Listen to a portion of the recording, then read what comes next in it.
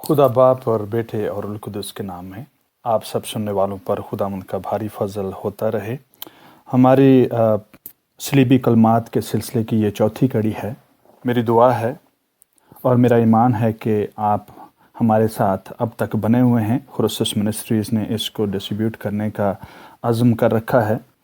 मेरे अज़ीज़ों, चौथा कलमा जो मत्ती रसूल की मार्फत लिखी गई अंजील 27वें बाब उसकी 46वीं आयत में, और यही हवाला मरकज़ की मार्फत लिखी गई अंजील के 15वें बाब की 34वीं आयत में है, जहाँ पर लिखा है कि और तीसरे पहर के करीब यीशु ने बड़ी आवाज़ से चला कर कहा, एली एली लमा शबक्तनी, यानी ऐ मेरे खुदा तूने मुझे क्यों छोड़ दिया। मेरे अजीज़ों, ये हवाला, ये रेफरेंस और ये बात और ये सिलसिला जो हमने शुरू किया है, ये मसीही ईमान और अकीदे के लिए इंतहाई हसास पहलू हैं। हर मसीही इन बातों के लिए बड़ी गैरत रखता है। मैं पहले ही से ये बात कहता चला जाऊं कि ये वो सब्जेक्ट है जिसको आप साल हर साल से डिस्कस करते आ रहे हैं और हर दफ़ा कोई ना कोई नई बात जो है वो आप तक पहुंचती है। ये अच्छी बात है, इसलिए कि खुदा का कलाम जो है वो हम सीखते जा रहे हैं, भेद पर भेद पाते जा रहे हैं। आज भी जब हम बात कर रहे हैं तो 10-15 मिनटों में हो सकता है कि इस पर सेर हासिल गुफ्तगू ना हो सके, पर मेरी ज़ाती राय ये है कि अगरचे कि ये आपकी तशनगी को ना मिटा सके, हो सकता है कि ये आपको नए सवाल दे दे, आपके जहन नए सवाल लेकर उठें और वही सवाल आपकी सच्चाई तक रहनुमाई करेंगे। ऐसे रहनुमा असूलों तक आपकी रसाई करेंगे जहाँ से आप सच्चाई का खोज लगाते रहेंगे और खुदावंद की कुदरत को जो गहरे तौर पर पहचानते चले जाएंगे। इसलिए खुदारा अपने जहन को बंद मत करें। कोई एक बात सुनने के बाद ये मत समझ लें कि ये हरफ़े आखिर है और इससे पहले भी कोई बात नहीं थी और इसके बाद भी कोई बात नहीं होगी। अपनी रूह को और अपनी रूह में कोशा रहें और रात के पहरों में भी जुस्तजू में लगे रहें। अपनी रूह को खुला रखें ताकि वो खुदावंद के लिए कोशा रहे और जुस्तजू में लगी रहे और कलाम के मुताबिक वो मसीही मर्द और औरतें बने जिनके लिए लिखा है, जिसके कान हों वो सुने कि रूह कलीसियाओं से क्या फरमाता है। पाक रूह की आवाज़ को सुनकर आगे बढ़ने वाले हों। और पाक रूह जो है 2-2 घंटों के 3-3 घंटों के लेक्चर्स नहीं डिक्टेट करवाता, वो स्पार्क देता है। 1 लफ्ज़, 2 लफ्ज़, 4 लफ्ज़ और इससे ज़्यादा कुछ नहीं।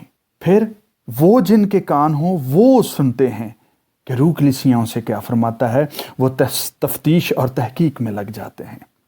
मेरे अजीज़ों, आज की ये बातें हो सकता है कि आपको पूरा मजमून सेर हासिल तरीके से जो है वो आप तक ना पहुंचा सकें, पर आपको सीखने की एक वजह मुहैया कर सकते हैं कि आप तहकीक में लग जाएं, ताकि मसीह यीशु के अल्फाज को पूरे तौर पर जान सकें, पहचान सकें कि उसने जो कहा, ऐ मेरे खुदा तूने मुझे क्यों छोड़ दिया। ये वही मसीह यीशु है ना, जिसने जीते जी जब भी तालीम दी, जब भी उसने बाप को मुखातिब किया तो उसने हमेशा कहा, मैं और बाप एक हैं। जिसने मुझे देखा उसने बाप को देखा, जिसने मुझे कबूल किया उसने बाप को कबूल किया। लातादाद दफ़ा, बेशुमार दफ़ा सारी अनाजील में जहाँ जहाँ हम पढ़ते हैं, मसीह ने अपने आप को और बाप को एक ही कहकर पुकारा। स्कॉलर्स का मानना है कि ये अल्फाज एली एली लमा शबक्तनी, ये आरामी ज़ुबान के अल्फाज हैं जिनका तर्जुमा यूनानी में होकर हम तक पहुंचा है। उस वक़्त ख़ित्ते में 3 मजबूत ज़ुबानें राइज थीं, आरामी ज़ुबान, इब्रानी ज़ुबान और यूनानी ज़ुबान। इब्रानी से शुरू करते हैं। इब्रानी ज़ुबान उस वक्त इसलिए राइज थी क्योंकि ये यहूदियों की अमाजगाह थी, स्ट्रॉन्ग होल्ड था, उनकी मकामी ज़ुबान थी, और इब्रानी ज़ुबान उनकी मजहबी हलकों में बोली और पहचानी और पढ़ी और सुनी जाने वाली ज़ुबान थी। आरामी ज़ुबान जो है वो उस वक़्त की रीजनल लैंग्वेज थी, एक से ज़्यादा ख़ित्तों में सुनी, समझी, पढ़ी और लिखी जाती थी, और ये थोड़े लिटरेरी किस्म के जो एक कैटेगरी थी लोगों की, ये उनकी ज़ुबान थी। یونانی زبان اس لیے کیونکہ جتنا تعلیم، فلسفہ، تحقیق جتنی بھی تھی وہ ساری یونانی میں تھی، کیونکہ رومیوں نے تو ابھی یسوع مسیح کی پیدائش سے کوئی 30-35 سال پہلے ہی ٹیک اوور کیا تھا، حکومت یونانیوں سے چھینی تھی۔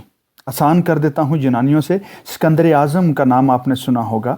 ان لوگوں سے رومیوں نے اس امپائر کو چھینا تھا، اور جتنی بھی تحقیق تھی، فلسفہ تھا، علم تھا، ریسرچ تھی، وہ ساری کی ساری کتابیں چونکہ صدیوں سے ان کا راج رہا تھا، اس لیے وہ سارا کا سارا جو تھا وہ یونانی زبان میں تھا۔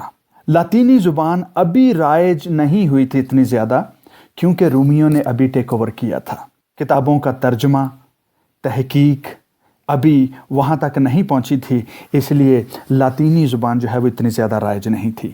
اور لاطینی لوگ جو تھے، جو مسیح کی صلیب کے پاس بھی کھڑے تھے، وہ زیادہ تر لاطینی بولتے اور اس کو سمجھتے تھے۔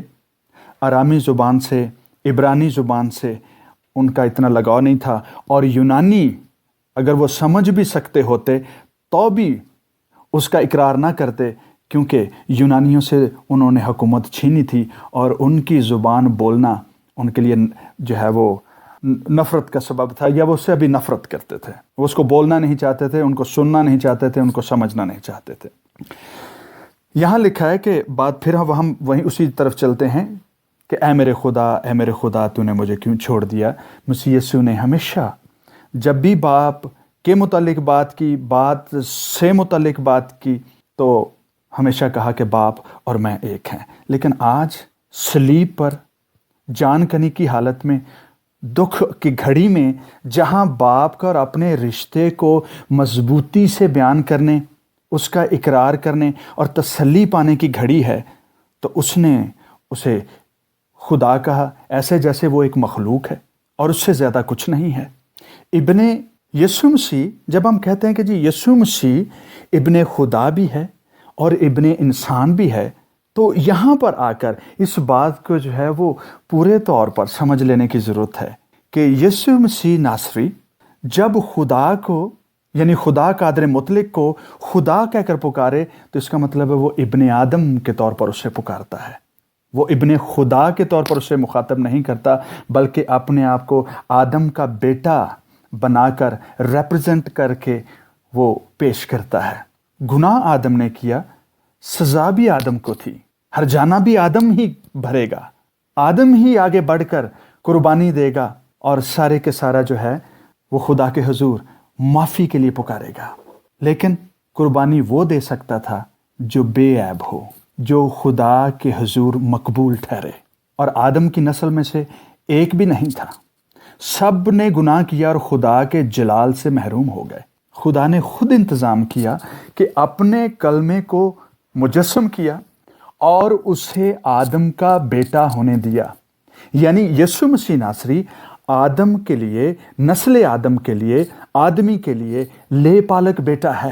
خدا نے خود اپنا بیٹا آدم کو دیا کہ وہ اسے لے کر پالے اور وہ بے عیب ٹھہرے، آدم کے جسم میں رہ کر وہ بے عیب ٹھہرے، اور پھر آدم کے گناہوں کا کفارہ دے، اس کی سزا بھگتے، تاکہ خدا اس کی سزا کو معاف کرے، گناہ کی لعنت اس کی زندگی سے ختم ہو، اس کا زور ٹوٹے، انسان پھر سے خدا کے حضور پاک ترین مقام میں داخل ہونے کے قابل ٹھہر جائے۔ یہ خدا کا بیٹا نہیں بلکہ ابن آدم ہی کر سکتا تھا، اور یہ ٹائٹل ابن آدم کا کسی انسان نے یسوع مسیح ناصری کو نہیں دیا تھا، بلکہ مسیح یسوع نے خود اپنے آپ کو ابن آدم کہا کہ میں آدم کا بیٹا ہوں، آدم کے بیٹے کے طور پر مروں گا۔ اور خاص بات یہ ہے، جب جب یسوع مسیح نے اپنے دکھوں کا ذکر کیا، خاص طور پر اس نے اپنے آپ کو آدم کا بیٹا ظاہر کیا، ابن آدم کے طور پر اس نے پریزنٹ کیا۔ متی رسول کی انجیل میں لوگ ابن آدم کو کیا کہتے ہیں؟ اپنے شاگردوں سے سوال کرتے ہیں۔ 12ویں باب کی 40ویں آیت میں لکھا ہے، ویسے ہی ابن آدم تین رات اور دن زمین کے اندر رہے گا، قبر کے اندر رہے گا، زیر زمین رہے گا۔ پھر متی ہی کی انجیل کے 12ویں باب میں لکھا ہے، جو کوئی ابن آدم کے خلاف کوئی بات کہے وہ معاف کر دی جائے گی۔ ابن آدم تو جیسا اس کے حق میں لکھا ہے جاتا ہے یہ بھی اس کے دکھوں کا ذکر ہے۔ 26ویں باب میں لکھا ہے ابن آدم مصلوب ہونے کو پکڑوایا جائے گا۔ متی ہی کی انجیل کے 26ویں باب میں لکھا ہے 45ویں آیت میں اور ابن آدم گناہ گاروں کے حوالے کیا جائے گا، وہ رد کیا جائے گا، اس پر سیاست کی جائے گی۔ جب بھی اس کے دکھوں کا صلیبی موت کا ذکر آیا اس نے ہمیشہ اپنے آپ کو ابن آدم کے طور پر پریزنٹ کیا۔ اگر وہ ابن آدم ہے تو پھر وہ قادر مطلق کو خدا کہے گا، لیکن جب وہ ابن خدا ہے، ابن خدا کے طور پر جو ہے وہ اپنے آپ کو پیش کرتا ہے تو پھر وہ قادر مطلق کو باپ کہہ کر پکارتا ہے۔ اب سوال یہ پیدا ہوتا ہے صلیب پر کون مرا تھا؟ خدا کا بیٹا یا انسان کا بیٹا؟ کس نے جان دی تھی؟ مسیحی حلقوں میں ہی یہ سوال نہیں ہوتا بلکہ غیر قومیں بھی یہ سوال کرتی ہیں کہ اگر یسوع مسیح ناصری خدا ہے تو پھر خدا مر گیا، خدا کو صلیب چڑھا دیا گیا، لوگوں نے خدا کے منہ پر تھوکا، اس کی داڑھی نوچی، اس کے کپڑے پھاڑے؟ ہرگز نہیں۔ جس کے کپڑے پھٹے، جس کی داڑھی نوچی گئی، جس کے منہ پر تھوکا گیا وہ آدم کا بیٹا ہے، اس لیے کہ خدا نے اپنے بیٹے کو اس جلال سے خالی کر دیا جس جلال کو دیکھ کر انسان زندہ نہیں رہ سکتا۔ خدا نے اپنے بیٹے کو اس جلال سے بالکل خالی کر دیا جس کی پشت دیکھ کر موسیٰ جیسا مرد ایمان اور مرد خدا غش کھا کر گرتا ہے۔ خدا نے اپنے بیٹے کو خالی کر دیا اس جلال سے جس کے ہاتھ اگر دیوار پر نظر آ جائیں، مننے مننے تکیل و فرسین لکھ دیں تو بادشاہوں کے گھٹنے بجنے لگتے ہیں، آپس میں ان کے جوڑ ڈھیلے ہو جاتے ہیں۔ یہ خدا کے بیٹے کا جلال ہے، پر اس نے اپنے بیٹے کا جلال کم کر کے خالی کر کے آدمی کے بیٹے کے جلال کے برابر بنا دیا تاکہ لوگوں کے درمیان رہے۔ اس سے وہ غریب بن گیا، قدرت کے اعتبار سے، مرتبے کے اعتبار سے، رتبے کے اعتبار سے، جلال کے اعتبار سے، تاکہ اس کے غریب بن جانے سے ہم امیر بن جائیں۔ خدا کا بیٹا آدم کا بیٹا بن گیا تاکہ آدم کے بیٹے خدا کے بیٹے ہو جائیں اس کی صلیبی موت سے۔ خدا لافانی ہے، اس کا بیٹا بھی لافانی ہے۔ خدا کو موت نہیں ہے، اس کے بیٹے کو بھی موت نہیں ہے۔ ہاں، آدم فانی ہے، مر سکتا ہے، لمیٹڈ ہے، تھوڑے دنوں کا ہے، اسی طرح سے اس کا بیٹا بھی لمیٹڈ ہے، تھوڑے دنوں کا ہے، اور جسم اور روح کے قید و بند میں ہے۔ یہی وجہ ہے کہ صلیب پر موت کے وقت خاص طور پر یہ یاد دہانی تھی انسانوں کے لیے بھی، ہم سب کے لیے، اس کے خود کے لیے بھی، اور باپ کے حضور بھی کہہ کر کہ باپ یہ قربانی ابن آدم کی ہے، تاکہ آدم کی نسل اس ابدی گناہ سے، اس موروثی گناہ سے چھٹ جائے، تاکہ آدم پھر سے تیرے حضور عدن میں جانے کے لائق ٹھہر جائے۔ یہ قربانی، آج کی قربانی، خدا باپ یہ وہ قربانی ہے جس کے لیے تو نے مجھے مقرر کیا تھا کہ میں آدم کے بیٹے کے طور پر مر جاؤں تاکہ آدم کی نسل تیرے حضور اس گناہ سے، اس قصور سے چھوٹ جائے جس کے سبب سے تیری اور آدم کے درمیان جدائی ہوئی تھی۔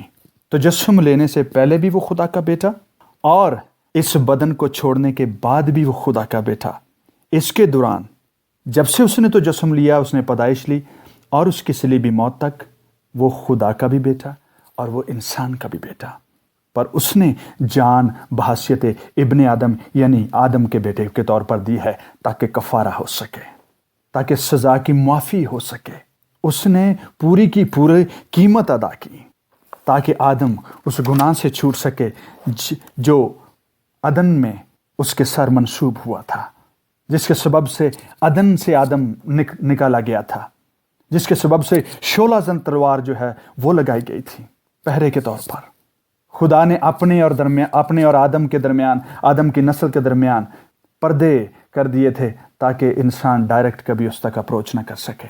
صلیب پر جان دیتے وقت اس نے اسے خدا کہہ کر پکارا اور خود کو اس نے آدم کہہ کر پکارا تاکہ ایک بے آب آدم خدا کی طرف سے اس سزا کو بھگت سکے، اس سزا کو ختم کروا سکے جس کے لیے خدا نے اپنا بیٹا آدم کو دیا تھا، تاکہ وہ اس کے گناہوں کا کفارہ دے، تاکہ آدم کے بیٹے خدا کے بیٹے ٹھہر سکیں۔ جب بہت سارے پہلوٹوں کی فصل خدا حاصل کرنا چاہتا تھا، کاشت کرنا چاہتا تھا، تو اس نے اپنا بیٹا آدم کی زندگی میں بو دیا، تاکہ آدم کے گناہوں کے لیے مارا جائے، کوٹا جائے، رد کیا جائے۔ اسی لیے میرے عزیزو، ہو سکتا ہے کہ یہ بات جو ہے بہت ساری باتوں کو اور زیادہ سوالوں کو جنم دے، پر سوالوں سے مت گھبرائیے، آگے بڑھیے اور تحقیق کیجیے، تاکہ ابن آدم کا بھید ہم سب کو سمجھ آ جائے، ابن خدا کا بھید ہمیں سمجھ آ جائے، ابن داؤد کا بھید ہمیں سمجھ آ جائے کہ وہ ایک ہی وقت میں ابن داؤد کیسے ہے، ابن خدا کیسے ہے، اور ابن آدم کیسے ہے۔ خداوند آپ سب کو اور مجھے بھی اس ابن آدم کے سبب سے مخلصی بخشتا رہے۔ ہمیں ہمارے گھرانوں میں اور کلیسیاؤں میں کفارے اور مخلصی کا انتظام اس ابن آدم کی صلیبی موت کے سبب سے جاری رہے، یسوع ناصری کے نام میں۔